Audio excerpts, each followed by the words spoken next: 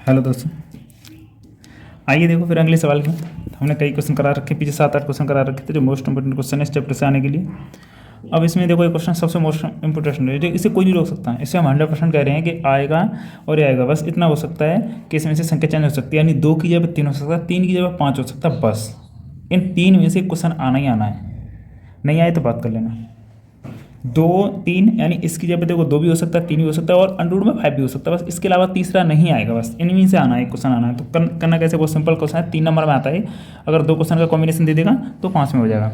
पर फिलहाल में 3 नंबर का आता है। 3 नंबर का कैसे आता है देख लीजिए जल्दी से। क्या करना है आपको, हमने 2 वाला सिद्ध करा लिया, हमने लिख क्यों लिया बेटा कि हम दूसरा हम खुद सॉल्व कराएंगे, तीसरा वाला हम करेंगे तुम्हारे सामने। पर ये इसलिए लिख लिया है क्योंकि आप जल्दी से, क्योंकि वीडियो ज़्यादा लंबी हो जाती है, क्योंकि लिखने में टाइम लगता है। तो आप समझ लीजिए यहाँ पर क्या करोगे, हमने मान लिया, क्योंकि ये अपर में से क्या बोल रहा है कि सिद्ध कीजिए कि निम्न में से, यानी सिद्ध कीजिए √2 संख्या अपर में संख्या है क्या, तो हम सिद्ध करते हैं। हम इसके उल्टा मानेंगे, हम ऐसे कोई हमारे पास कोई रूल नहीं है सिद्ध करने का, तो हम करेंगे इसको उल्टा मान लिया हमने। मान लीजिए कि √2 एक अपर में संख्या ना होकर, अभी मान लो फिलहाल में एक परमेय संख्या है, तो परमेय संख्या पहले ये मान लें। अपर में और परमेय में अंतर समझ लें। अपर में क्या होता है, अपर पहले समझ लें। परमेय क्या होता है, परमेय वह संख्या होती है जो पी और P/Q के रूप में लिखी जा सकती हो, यानी P/Q के रूप में लिखी जा सकती हो, उसे हम बोलते हैं अपरमेय संख्या। अपरमेय संख्या किसे बोलते हैं, जो कि P/Q के रूप में लिखी जा सकती हो, उसे हम बोलते हैं अपरमेय संख्या। जैसे 1 2 3, 1/2, 3/2, 3/4, ऐसा कुछ हो तो 5/6, 5/1, 1/5, ये सभी जो भिन्न के रूप में होती है, यानी कहने का मतलब ये है।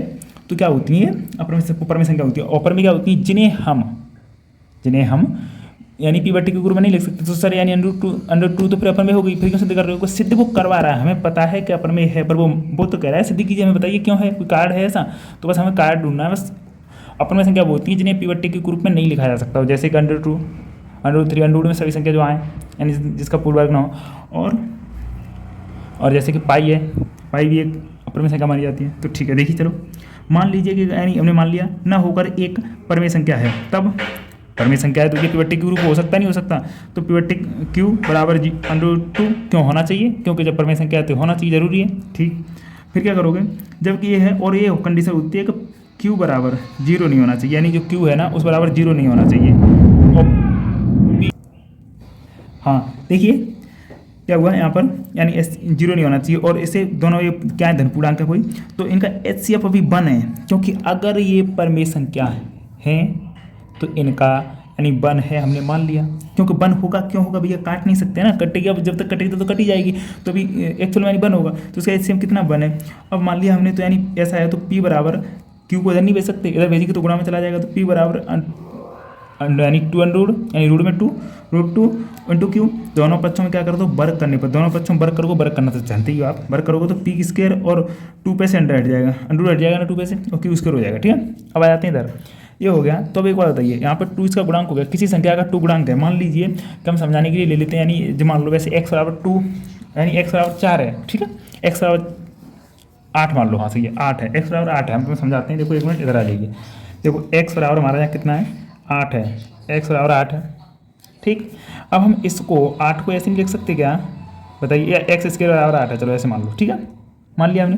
तो हम 8 को ऐसे नहीं लिख सकते, 2 × 2 की 2² मान लो, अरे 2 × 4 = 8 है, तो हो गया। तो ये वाला 2 से विभाज्य नहीं है क्या, या इसका मान जो 8 है वो 2 से विभाज्य नहीं है, बिल्कुल है। अब इसका वर्ग भी हम हटा देंगे, अगर इसका अंडर हटा दें तो कितना आ जाएगा, रूट, यानी √8 पे आ जाएगा। तो रूट, इसका मतलब क्या होता है कि 2 √2 होता है, तो ये भी तो 2 से विभाज्य है, नहीं समझ आया, फिर एक बार समझिए। अगर x बराबर 8 है, तो हम इसको ऐसे लिख सकते हैं 2 × 2 की पावर 2, तो यानी ऐसे ही लिखा हुआ है ये, देखो P² बराबर, तो यानी x² बराबर लिखा है 2 × Q², तो Q², तो इसे हम 2 से विभाज्य नहीं है, 2 से विभाज्य हो सकता है। ठीक, अब ऐसे हमने मान लिया कि अगर इसे रूट हटा दें यहाँ पे तो रूट लग जाएगा, रूट का मतलब फिर हटाएंगे तो क्या हो जाएगा, 2 √2, तो इसे भी तो 2 से विभाज्य है। तो यानी कहने का मतलब ये है कि P² संख्या 2 से विभाज्य है। ठीक है, हमने मान लिया है भैया, अब तो कर दिया हमने खुद की है, तो P भी 2 से विभाज्य होगी, यानी है। ठीक है, तब पुनः लेंगे, पुनः माना अब रियल में है, तो फिर बताओ P 2 से विभाज्य है, तो P बराबर 2 याद तो लिख सकते हैं ना भैया, 2 से विभाज्य है ये, वो तो 2 का गुणांक कोई संख्या ले लो, इसे मान लो 3 ले लो, 5 ले लो, 4 ले लो, R क्या है, कोई धनात्मक पूर्णांक है, अरे कोई है, 1 से लेकर कहीं तक गुणा कर दो तुम, 2 से विभाज्य होगा, जब 2 का गुणा हो रहा है तो 2 से विभाज्य होगा ना। तो ठीक ऐसे ही अब इनका भी वर्ग कर दो, जब ये ले लिया तो ये मान लिया इनका वर्ग किया, तो P² और 2 का वर्ग किया 4, R का वर्ग R, इसे मान लिया समीकरण 2। अब समीकरण फर्स्ट और वह सेकंड से क्या दोनों को रखिए, तो पी का मान चाहे इसमें रख दो चाहे इसका मान इसमें रख दो। तो पी का मान हमने ये वाला पी का मान 2q रख दिया, तो 2q स्क्वायर रखिए बराबर 4q आर स्क्वायर, 2q से 2q आर देके बचा q स्क्वायर बराबर 2r स्क्वायर बचा। ठीक है बेटा। अब हम कह सकते हैं सेम यही कंडीशन बन गई यही वाली, तो यही कंडीशन हम यहाँ ये कह सकते हैं कि यानी q स्क्वायर है जो संख्या 2 से विभाज्य है और q भी 2 से विभाज्य है। जब दोनों 2 से विभाज्य हैं, एक बात बताइए, जब ये भी 2 से विभाज्य है और वो भी 2 से विभाज्य है, अब एक बात बताओ, जब दोनों 2 से विभाज्य हैं तो हम ये नहीं कह सकते दोनों, यही तो होता है HCF P, सॉरी दिक्कत हो रही है, रुक जाओ पेन चेंज कर लें, क्या लिखेंगे, यानी हम ये नहीं कह सकते कि HCF P, Q बराबर 2। और सर ये कैसे कह सकते हो, तो हम इसलिए कह सकते हैं हम कि हम जब इसमें एक का गुणांक था, एक से कट रही दोनों से कट रही, ये तो HCF क्या होता है, HCF होता है जो ऐसा कोई कॉमन फैक्टर जो दोनों संख्या को काट, दोनों संख्या को 2 काट रहा है, क्योंकि दोनों 2 से नहीं, दोनों P और Q, देखो Q भी 2 से और P भी 2 से, P भी 2 से विभाज्य है, तो हम यहाँ पे ये लिख सकते हैं, कोई दिक्कत नहीं है उसमें आपकी। ठीक है, ये लिख लिया। जब ये लिख लिया तो हमारी अवधारणा कर दो कोई, जब ये यहाँ पर आ गया तो अवधारणा माने पहले हमने क्या माना था, पहले हमारे में 1 था, ये हो गया उल्टा, यानी ये बन की जब क्या हो गया 2 हो गया। अब बस इसी से हम चेंज कर सकते हैं, ये यहाँ पे 2 हो गया तो हम कह सकते हैं अतः हमारी, ये संकेत गलत है तो हम कह सकते हैं यहाँ पे बस और कुछ नहीं लिखा, बस इतना लिखना है, बस अब आंसर सिद्ध हो गया। अतः हमारी अवधारणा गलत है, यानी हमारी जो अवधारणा गलत है क्या कह सकते हैं, यानी त्रुटिपूर्ण है या असंगत है, क्या है, असंगत है। ठीक है, असंगत है, तो असंगत है, अतः √2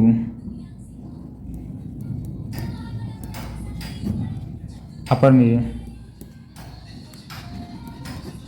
संख्या है, यानी अतः जब हमारी ये गलत है तो ये क्या है √2, क्या है √2, यानी ये एक अपरिमेय संख्या है बेटा। हो गया सब, यानी स्क्रीनशॉट ले सकते हो आप, जल्दी से स्क्रीनशॉट ले लें और क्वेश्चन के लिए, यानी अब क्वेश्चन कराते हैं तीसरा, ये वाला रूल वाला 3 वाला कराएंगे। ठीक है, हेलो स्टूडेंट, आइए फिर मिलते हैं।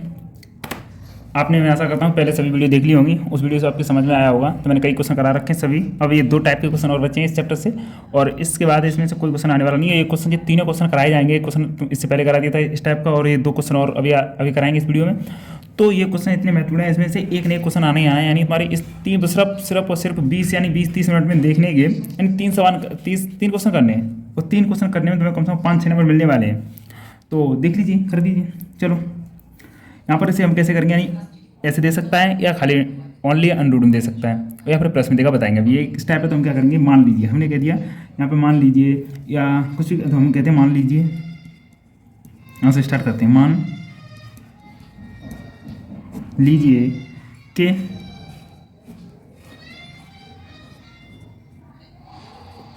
(3√2) एक अपरिमेय न होकर, अपरिमेय न होकर क्या है, अपरिमेय न होकर क्या हो जाएगी, अपरिमेय न होकर एक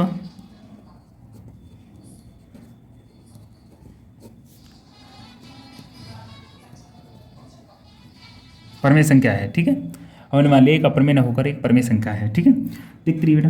अब तो हम क्या करेंगे, अब जब हमने मान लिया अपरिमेय है, सॉरी परमेय है, परमेय का मतलब जानते हो तुम P/Q, तो भैया P/Q बराबर कितना हो जाएगा, तब जब माना है और जब तो हम कह सकते हैं। ठीक है बेटा, ये है, कर लिया। अब देखिए जब इतना है, अब आगे करते हैं। जब ऐसे दे रखा है, होना चाहिए इतना, तो क्यों होना चाहिए, क्योंकि जब हमने माना है परमेय संख्या है, तो परमेय संख्या का होने का मतलब यही होता है। अब जब और क्या होना चाहिए कि Q ≠ 0, यानी Q बराबर 0 नहीं होना चाहिए। और जहाँ पता है तुम्हें P और Q, तो बताइए तुम्हें क्या है कि वो धन पूर्णांक है, पहले भी बताया था, सेम रहता है, कुछ भी नहीं करना। देखो कुछ तो ऐसा होता है ना, कुछ दिनों में सब सेम है, बस कुछ नहीं करना, थोड़ा सा समझना है बस, और कुछ नहीं करना तुम्हें। ठीक, इतना है। अब क्या करना है, तो यहाँ पर देखिए कि आप क्या कर सकते हो, इसमें सिर्फ कुछ चेंजिंग मत करिए, ऐसा मत करिए कि इसमें तुम वर्क करना है वो बाद, इसमें तो बहुत सिंपल हो जाता है। क्या हो जाता है, 3 तो तुम्हें पता है, एक स्पष्ट अलग है, तो ये तो परमेय संख्या हमें खुद भी पता है ना, 3 को इधर ले आए हैं, तो P/3Q नहीं लिख सकते, और बराबर √2 नहीं लिख सकते। ठीक है, ये हो गया।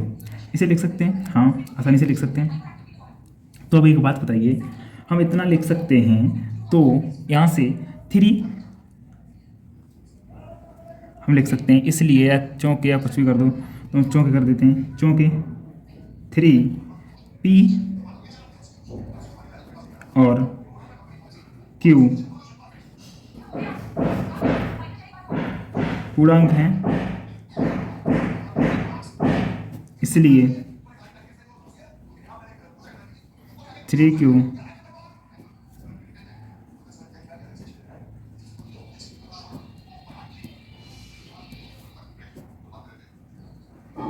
परमेय संख्या है। यानी नहीं समझ में आया तुम्हारे? हम कह सकते हैं, यानी देखो इसे तो लिख सकते हैं ना 1/3, क्योंकि 1/3 यानी ये भी p/q है, तो स्पष्ट हो गया ये परमेय संख्या है। अब बता, अर्थात ये इसी का मैटर हुआ मतलब, तो अर्थात यानी ये है, इसके बराबर में यानी क्या है, तो अर्थात क्या है यहाँ पर डायरेक्ट लिख सकते हो, तो कुछ नहीं करना है इसमें, तो बहुत सिंपल है बेटा, ये तो बस वो पहला वाला कर लोगे तो इसे आसानी से कर लोगे। यानी अर्थात √2 भी एक अपरमेय संख्या है, क्योंकि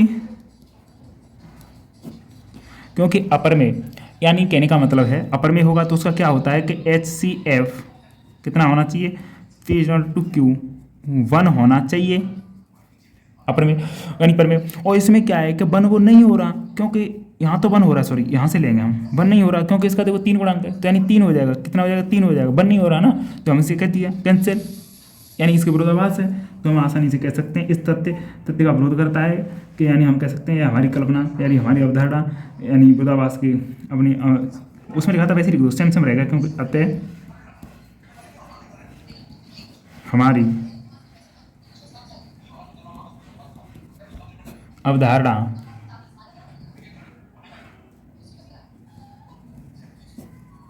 गलत है, अतः हमारी अवधारणा क्या है बेटा, गलत है।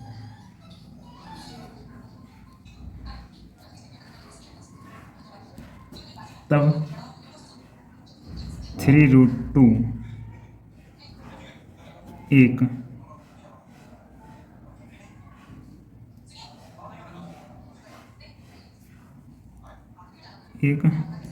अपरमेय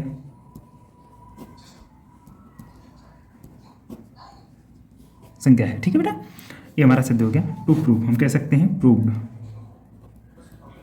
ठीक है, आसानी से हम जानते हैं कि समझ में आया होगा आपके, आसानी से क्वेश्चन बहुत अच्छे समझाया। फिर एक बार स्क्रीनशॉट ले लीजिए और दोबारा से करके देखिए। आप बस सिर्फ इतना लिखना और कुछ नहीं, इसमें सब हिंदी लिखनी है, हिंदी याद करनी, अब याद करनी है मतलब तुम्हें रटना नहीं है, ऐसे कर लो, बस सिर्फ देखना है यहाँ पे क्या किया हमने, जो भी रियल है जो दिख रहा है हमें वही लिखते आए, वहाँ पे हमने कर लिया। एक बार दोबारा से वीडियो देख लीजिए, कंफर्म हो जाएगा। ठीक है।